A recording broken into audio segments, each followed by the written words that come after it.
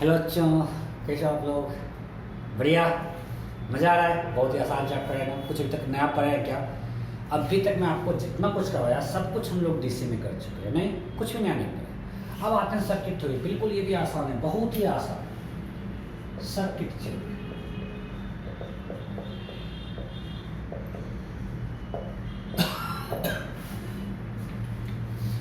अब circuit theory में क्या मतलब, हम लोग सर्किट के बारे में पढ़ेंगे, राइट? एक सिंपल ऐसी सर्किट लेते हैं कि हमारे पास रेसिस्टर है और यहाँ पे एसी सोर्स है। इसका सिंबल ऐसा होता है, ये दिखा रहा है कि साइनसोइडल एसी सोर्स है। इसका रेसिस्टेंस आर है और मान लीजिए ई है, यहाँ पे potential difference E naught sine omega T. Now you have to find I a function of time. I निकालना है, आई निकालना है तो क्या करेंगे लगाते हैं किरचॉफ्स लॉ। इसके क्रॉस किसी भी स्टैंड पे पोटेंशियल डिफरेंस, तो यहाँ से यहाँ अभी मानते हैं कि माइनस या प्लस लगातार चेंज करेगा, तो किसी भी पोटेंशियल डिफरेंस यहाँ से यहाँ E naught sine omega T, so it is E naught sine omega T minus I R equal to, right? और direct you can write potential difference इसके पास E naught sine omega T है, तो I equal to E naught sine omega T by R. आप direct लिख सकते हो I equal to E naught sine omega T by R. कंसिस्टेंस के पास पोटेंशियल डिफरेंस है ई naught sine omega T, so I equal to V by R. So potential difference E naught sine omega T, so I equal to E naught sine omega T by R. Okay, so I equal to हो गया E naught by R sine omega T. अगर इसको हम compare करें I naught sine omega T से, so I naught equal to क्या हो गया E naught by R, right? सो इसका पिक वैल्यू है, आई का पिक वैल्यू हो गया सिंपल ई का पिक वैल्यू बाय आर, और अगर आई का आरएमएस वैल्यू होगा that will be E RMS by R. तो यहाँ पे ई नॉट क्या है, पिक वैल्यू, मैक्स वैल्यू। अगर आप ई का ग्राफ बनाओगे तो ऐसा कुछ है, अगर आप ई को प्लॉट करोगे तो कैसा आएगा, ई नॉट साइन ओमेगा टी कुछ इस तरह से।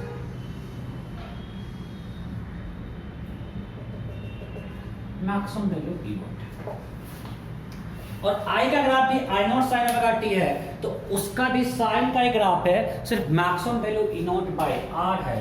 सो कुछ इस तरह का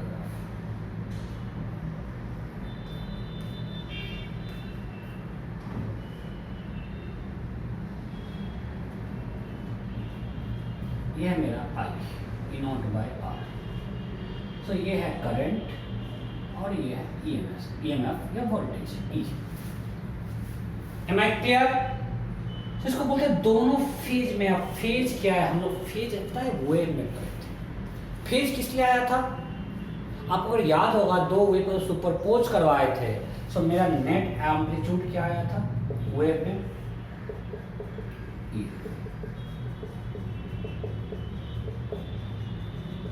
और वहां पे हम लोग देखे थे कि रियल में एम्पलीट्यूड स्केलर है, बट इसका जो एक्सप्रेशन आया वो आ गया वेक्टर टाइप। तो हम लोग उसको ऐसा ट्रीट कर, वो आया कहाँ से था, मैथ से।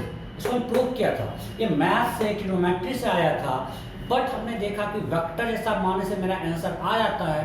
तो जस्ट फॉर आर सिंपलिसिटी हम लोग फेज एक डायग्राम बनाते हैं और वेक्टर मान के इसको सॉल्व करते हैं। उससे आपको हम दिखाएंगे। अभी तो एक सिंपल सर्किट है, जो बड़ा सर्किट में जाएंगे।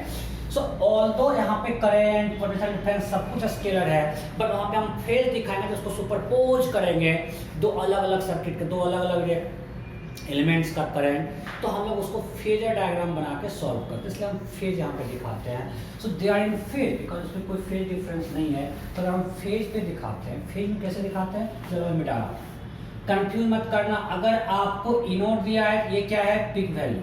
अगर सिंपल देता कि हमारे पास एक साइनसोइडल सोर्स है ऑफ 100 वोल्ट, तो ई का इक्वेशन क्या होता, ये ई क्या है, आरएमएस वैल्यू, मतलब ई नॉट बाय रूट 2, ये होता 100√2 sign omega T.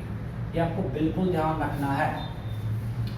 If you have 100 volt AC source, तो उसका पिक वैल्यू होगा 100√2, बिकॉज जब कुछ नहीं दिया मतलब ये आरएमएस वैल्यू दिया, मैं बार बार बोल रहा हूँ। अगर अब इसको हम फेजर पे दिखाते हैं, फेज में, तो ऐसा दिखाते हैं। फेज जब दिखाते हैं कुछ नहीं है, हम एक वेक्टर ड्रॉ करेंगे, इसका मैग्नीट्यूड होगा इक्वल टू पिक वैल्यू, जैसे यहाँ पे इसका मैग्नीट्यूड हो गया E naught, and its Y component will give you that EMF या पोटेंशियल डिफरेंस। जो आपका जो पोटेंशियल अप्लाइड है, जो आपका सोर्स का ईएमएफ है, जो सोर्स का पोटेंशियल चेंज कर रहा है, वो देगा इसका वाई कंपोनेंट। सो अगर ये ओमेगा टी है तो वाई कंपोनेंट क्या होगा, ये हमारा एक्स है, ये वाई है, तो this Y component will be E naught sine omega T. तो सही है, ये मेरा ई नॉट होगा। अगर हम इसी पे करंट को दिखाना है तो करंट का मैग्नीट्यूड क्या है, आई नॉट, करंट को इसी पे दिखाएंगे, और इसका भी Y component I naught sine omega T है, तो ये सेम लाइन होगा। ये है मेरा करंट और ये है potential. Am I clear? Without, दोनों का फेज सेम है, दोनों साइन ओमेगा टी कैसे आपको आगे समझ में आएगा, आगे और देखते हैं। अब लेते हैं, वो था प्योरली रेसिस्टिव सर्किट, हमने एक सिंपल सर्किट लिया, उसमें लिखा ना पार्ट ए सर्किट का पार्ट 1 प्योरली रेसिस्टिव सर्किट। अब लेते हैं पार्ट 2 प्योरली कैपेसिटिव सर्किट। अब देखो, अभी मैं आपको सबको रिजल्ट दिखा रहा हूँ, बाद में सबको कंबाइन कर देंगे। आप बताएं कोई फॉर्मूला याद नहीं करना है, आराम से हम लोग कर सकते हैं।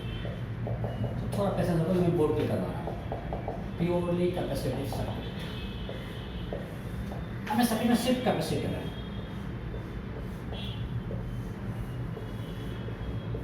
साइनसॉइडल एसी सोर्स है, E equal to E naught sine omega T, capacitance C। ठीक है, अब मानते हैं किसी भी इंस्टेंट पे इस पे चार्ज Q है, अभी मानते हैं प्लस Q और माइनस Q, पोटेंशियल चेंज कर देगा पोटेंशियल के हिसाब से। अभी हम मानते हैं प्लस Q है और माइनस Q। ओके, सो अगर लिखते हैं किरचॉफ्स लॉ क्या होगा, या ऐसे पोटेंशियल क्या होता है, Q बाई सी, तो डायरेक्ट लिख लो Q by C equal to E naught sine omega T. So Q equal to E naught C sine omega T. Am I clear? So charge और कैपेसिटर भी साइनसॉइडली चेंज कर रहा है, उस maximum charge C E naught, ये लगातार change करेगा time के साथ, तो इसका प्लस माइनस भी चेंज करते रहेगा। जब ये साइन अभी है, मान लिया अभी ये पॉजिटिव नेगेटिव, वहाँ पहुँचते ही नेगेटिव हो जाएगा, ये पॉजिटिव हो जाएगा। सो आई क्या होगा, D by D T, that will be E naught C into omega cos omega T. So I can be written as E naught divided by 1 by omega c cos omega t।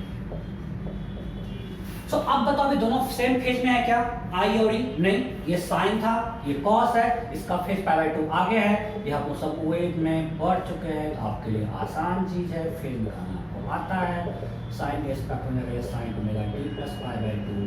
तो किसका phase ज्यादा है, current का या potential, voltage का, current या potential, किसका phase ज्यादा है? बताओ फटाफट, किसका फेज ज्यादा है, जल्दी बोलो, थोड़ा लाइट कम गया है।